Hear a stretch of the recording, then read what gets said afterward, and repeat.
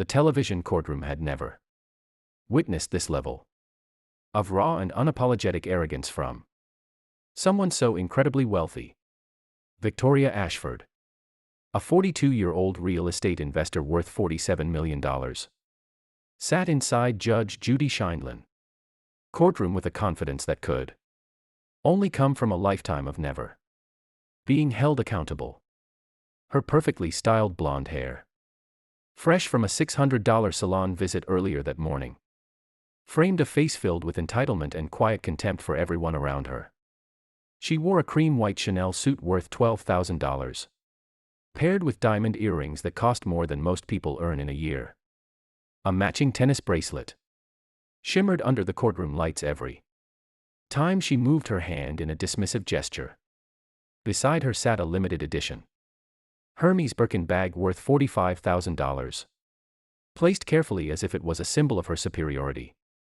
Everything about Victoria Ashford sent a clear message: money, power, control, and the absolute belief that she was untouchable. She had walked into that courtroom on a Tuesday morning convinced that she would easily defeat the woman who dared to stand against her. In her mind, this case was simple: a wealthy, successful woman versus a housekeeper who should have known her place. Victoria believed she would walk out victorious within minutes. What she did not realize was that within a very short time she would say something so shocking that it would silence the entire courtroom and turn her into one of the most hated women in America almost overnight. The moment came suddenly during a heated discussion about unpaid wages. Victoria slowly lifted her perfectly manicured hand and pointed directly at Judge Judy, a judge known for shutting down arrogant behavior for more than 2 decades on national television. Then, with a casual tone, almost as if she was stating something obvious, she said words that would change everything. "You clearly do not understand how rich people operate, Judge. Maybe if you actually had real money you would understand." The reaction was instant. Silence filled the entire room. The bailiff froze. The audience members looked at each other in shock. Even the production crew stopped moving for a second. No one had ever. Judge Judy did not respond immediately. She simply stared. Her eyes narrowed slowly, forming the kind of look that regular viewers recognized instantly. It was the look that meant someone had just made a serious mistake. She folded her hands calmly on the bench. Her jaw tightened slightly. For several seconds she said nothing, just stared at Victoria, with a level of intensity that should have been enough to make anyone rethink their words. But Victoria did not understand.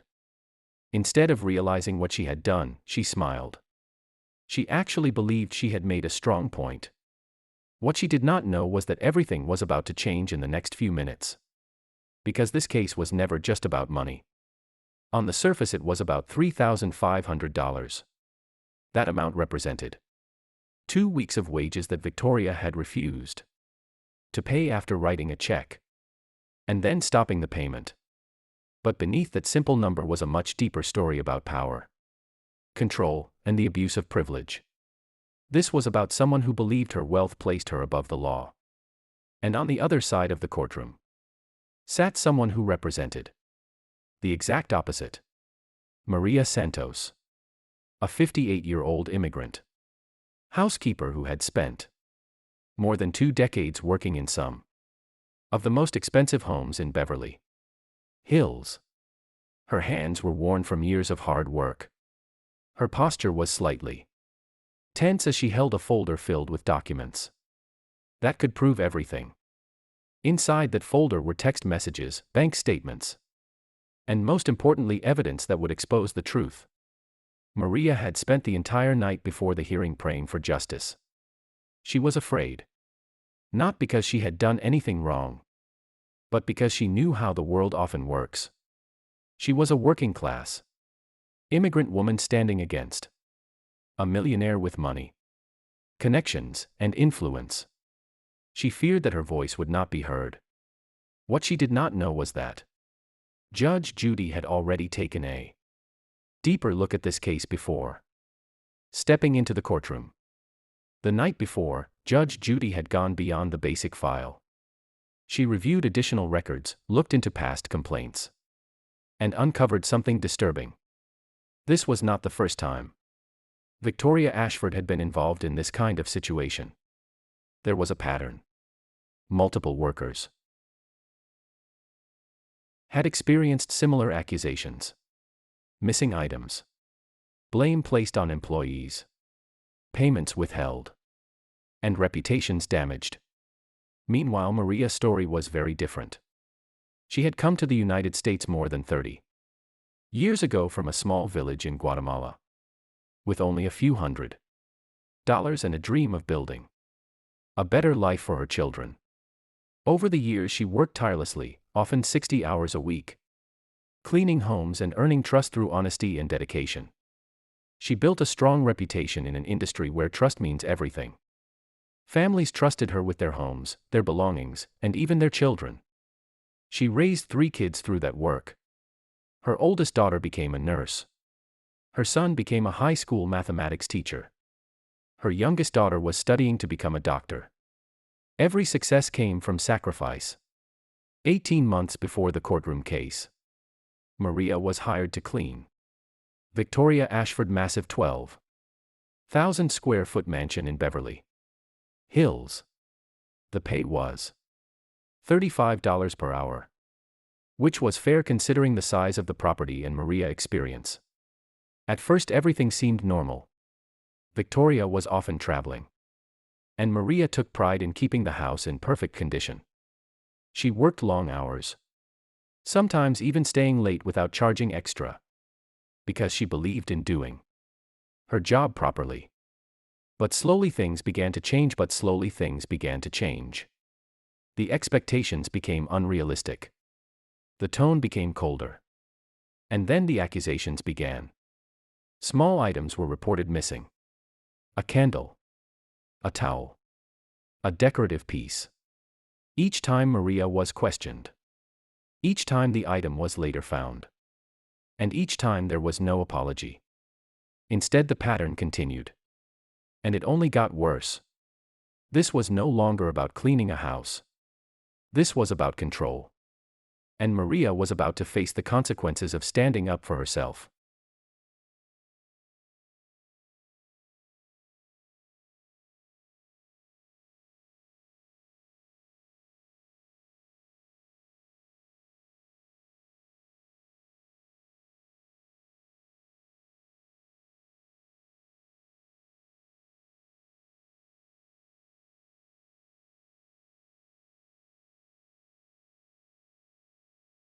At first Maria tried to ignore the tension that slowly began to build inside the Ashford mansion.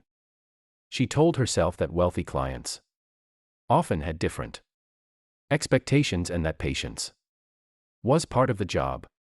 For more than 23 years she had worked in homes much like this, and she understood that personalities could be difficult. But what she was experiencing with Victoria Ashford was something different. The demands became more intense with each passing week. Victoria no longer treated Maria like a professional. Instead, she began to act as if Maria was invisible when it suited her and completely controlled when it did not. She would leave long lists of instructions that were impossible to complete within a normal workday. Entire sections of the house had to be cleaned twice. Floors that were already spotless had to be redone. Surfaces that had no dust were wiped again and again simply to meet Victoria expectations. If even one small detail was not perfect, Victoria would find it. And she would make sure Maria felt it. Her tone became sharp and cold.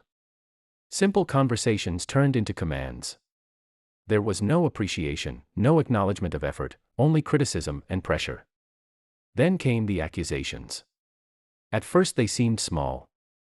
One afternoon Victoria called Maria into the guest bathroom and asked about a scented candle that was no longer on the shelf.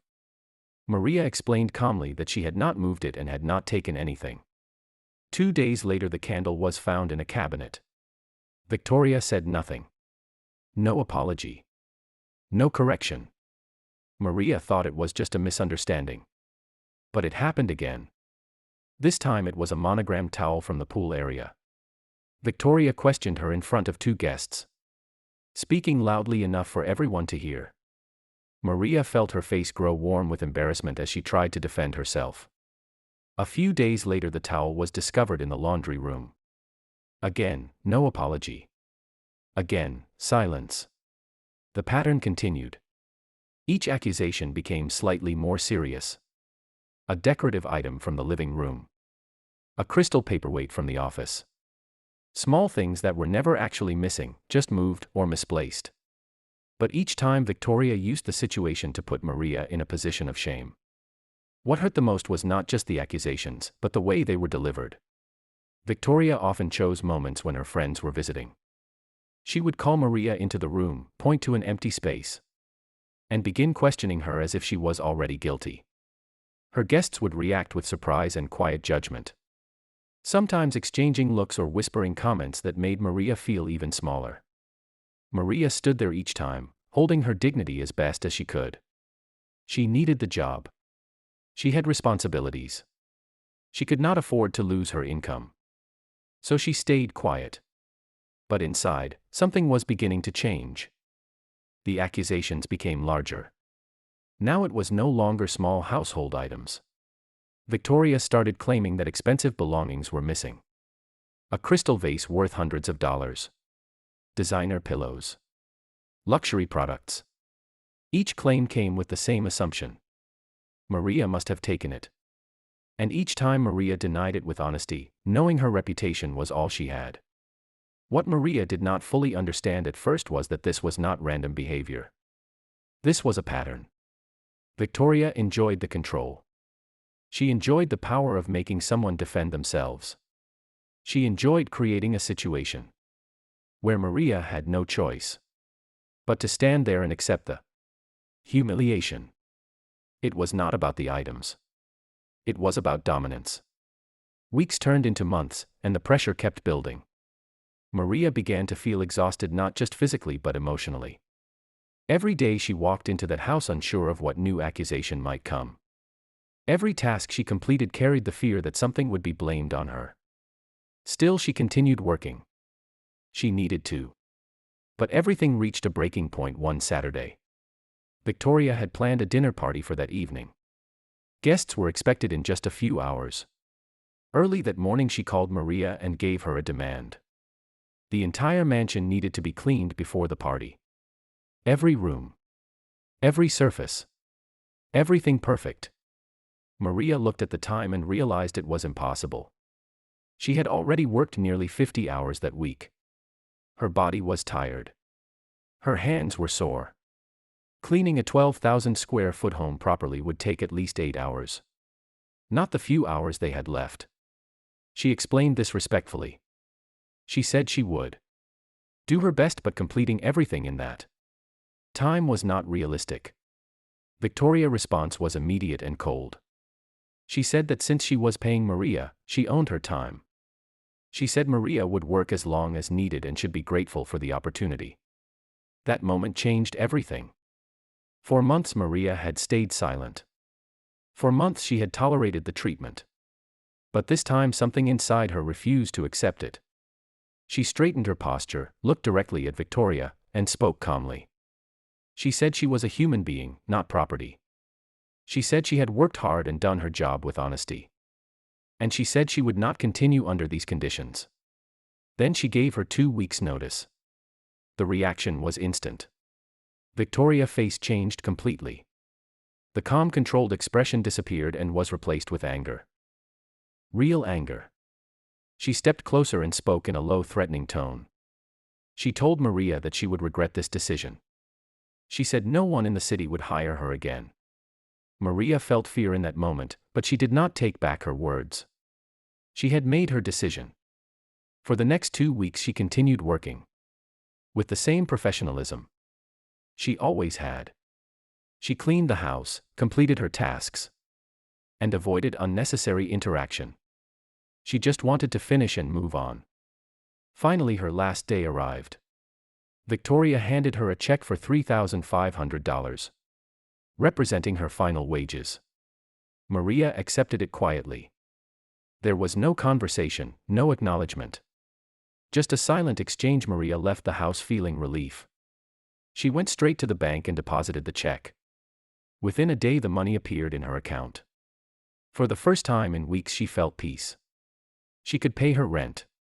She could handle her bills. She could start looking for new work. For 3 days, everything seemed fine. Then on the 4th day, her world collapsed. Early in the morning, there was a knock at her door. 2 police officers stood outside. They informed her that Victoria Ashford had filed a report, accusing her of stealing a bracelet worth $15,000. Maria felt her heart drop. She could not believe what she was hearing. She explained immediately that she had never taken anything, that the accusation was false. The officers were calm but professional. They asked permission to search her apartment. Maria agreed without hesitation. She had nothing to hide. The search lasted nearly an hour.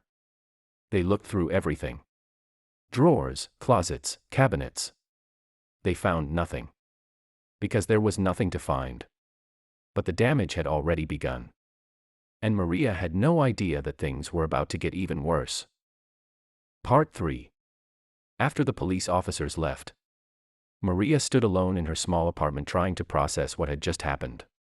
Her hands were shaking, her heart still racing from the shock. She had done nothing wrong. Yet her life was already starting to fall apart because of a lie. She tried to calm herself down. She told herself that the truth would come out.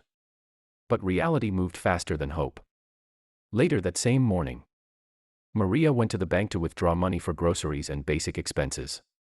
As she stood at the counter, the teller looked at her screen and paused. Something was wrong. Maria felt a sudden wave of anxiety. The teller informed her that her account was overdrawn. At first, Maria thought there must be a mistake. She had just deposited her final paycheck a few days earlier. But then the truth came out. The check had been cancelled. Victoria had placed a stop payment on the $3,500 check. Because Maria had already used some of that money to pay bills. Her account was now in negative balance. Rent payments had bounced. Tuition payments for her daughter had failed. Overdraft fees were adding up quickly. Within minutes, Maria went from stable to financially trapped. She stood there in disbelief. Not only had she been falsely accused of theft, but now the wages she had earned honestly had been taken away from her. But Victoria was not finished. Over the next few days, the situation became even worse. Maria began receiving calls from clients she had worked with for years. Their voices were hesitant, uncomfortable. They told her they had heard concerning things and needed to stop her services. Some did not even explain. They simply canceled. New clients who had scheduled appointments suddenly disappeared. Agencies that once trusted her stopped responding to her calls. The reputation she had built over 23 years was being destroyed in a matter of days. Victoria had made sure of it. She had contacted multiple staffing agencies and shared her version of the story. She had warned others about Maria, presenting her as someone untrustworthy. In private groups where wealthy families discussed household staff, Maria's name began to spread in the worst possible way. The effect was immediate. Maria lost most of her income almost overnight. She sat at her kitchen table looking at unpaid bills, trying to understand how everything had changed so quickly. Her daughter's medical school payment had been rejected. Without that payment, her daughter could not continue her studies. The dream Maria had worked for her entire life was slipping away. All because of one lie. Despite everything, Maria did not give up. She knew the truth. And she knew she had something important, evidence. During her final weeks working for Victoria, Maria had started to feel uncomfortable with the way things were going. The accusations, the tone, the behavior. It did not feel right, so she began saving everything. Text messages where Victoria made unreasonable demands. Instructions that proved impossible expectations. Records of conversations. And most importantly, video footage. Victoria home had a security system that recorded activity in different areas of the house. Some of those recordings captured moments that would later become critical. Maria also kept bank records showing the stopped payment. She had proof, she just needed someone to listen. That was when she decided to take action. With the help of a local legal advisor, Maria filed a response to the lawsuit Victoria had submitted. Because Victoria did not stop at the police report, she went further. She filed a lawsuit against Maria for $18,500. $15,000 for the bracelet she claimed was stolen, and $3,500 for wages she claimed Maria did not deserve due to poor work performance. It was a calculated move. Victoria was trying to bury Maria under legal pressure and financial stress. She wanted to make it impossible for Maria to fight back. But Maria refused to stay silent. She gathered her evidence carefully and submitted her case. That is when something unexpected happened. The case caught attention. Producers from a well-known courtroom television show reviewed the details. They saw the evidence, they saw the pattern. And they recognized that this was more than just a simple dispute. This was a story. They contacted Maria within a short time and offered her the opportunity to present her case in front of Judge Judy. At first Maria hesitated. She was not someone who wanted attention. She just wanted justice. But after thinking about everything she had lost, she realized this might be her only chance. She agreed. Travel arrangements were made. Maria prepared herself as best as she could. Meanwhile, Victoria also agreed to appear. Confident as always. Certain she would win. She believed her story would be enough.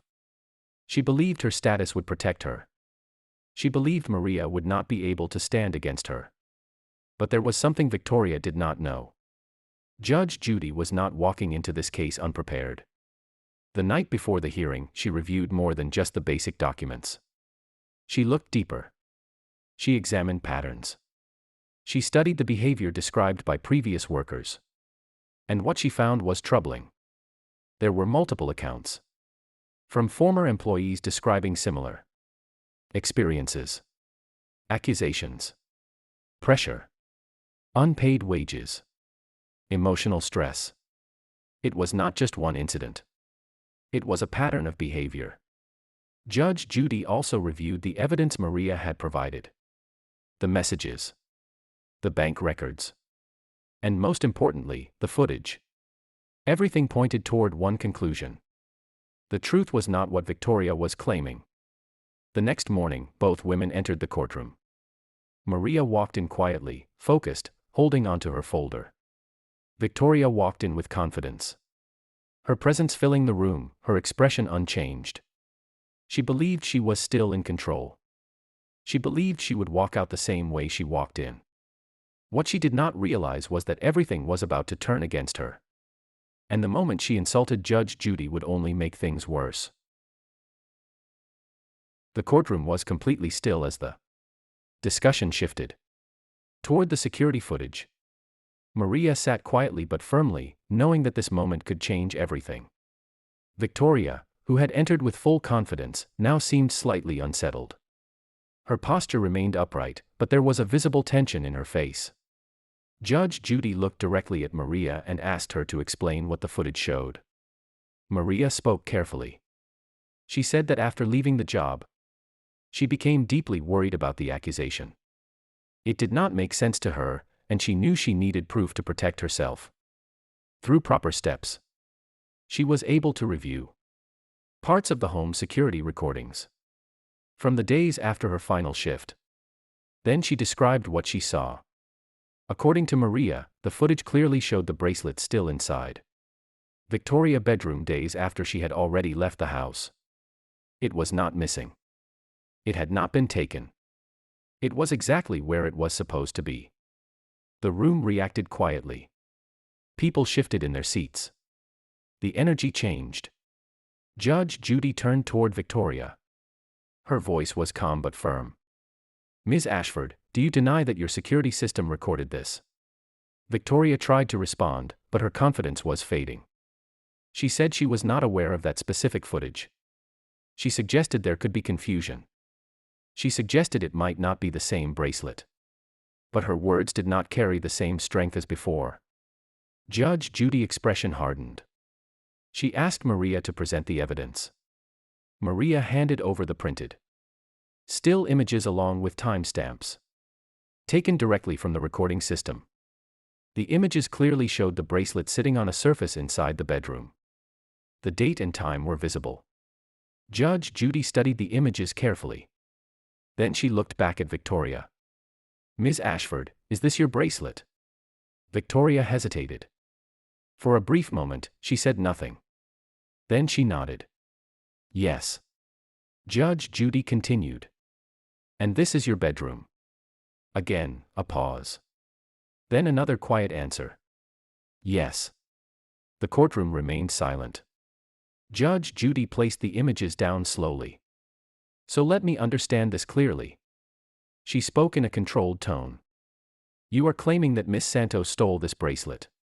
But this image shows the same bracelet in your bedroom after she no longer worked for you." Victoria shifted in her seat. She tried to explain. She said it could have been moved later. She said someone else might have placed it there. But the explanation did not make sense. Judge Judy did not interrupt immediately. She allowed Victoria to speak. To continue. To make her position clearer. Then she leaned forward slightly. "Ms. Ashford, do you have any proof that Miss Santos took this bracelet?" Victoria's answer was short. "No." That single word changed everything. Because without proof, the accusation collapsed. But Judge Judy was not finished. She moved on to the next issue. The paycheck. She asked Victoria directly. "Did you issue a check for $3,500? Victoria nodded. "Yes." "Did Miss Santos complete her work before leaving?" Another pause. Then a reluctant answer. "Yes." Judge Judy continued. "Then why did you stop the payment?" Victoria tried to defend herself. She said she believed the work was not satisfactory. She said she felt she had been wronged. But her argument was weak. The facts were clear. The work had been completed. The payment had been made. Then it had been taken back. Judge Judy's tone became sharper. "You do not get to decide after the fact that you will not pay someone for work they have already done. That is not how this works." The courtroom felt the weight of her words. Victoria had no strong response. She looked down briefly. For the first time, she appeared unsure. But Judge Judy was still not done. She turned back to the accusation itself. She pointed out that filing a claim without evidence, especially one that damages someone's reputation, was a serious matter. She explained that such actions could have long-term consequences. Maria sat quietly, listening. For weeks she had carried the stress of this situation. Now, for the first time, the truth was being recognized. Judge Judy looked at both women. Then she paused. The room was silent again. Everyone was waiting. Because it was clear that the final decision was close. Victoria had entered the courtroom believing she would win easily. Now she was sitting there with no evidence. No strong argument, and her story beginning to fall apart. Maria had entered with fear. Now she had proof.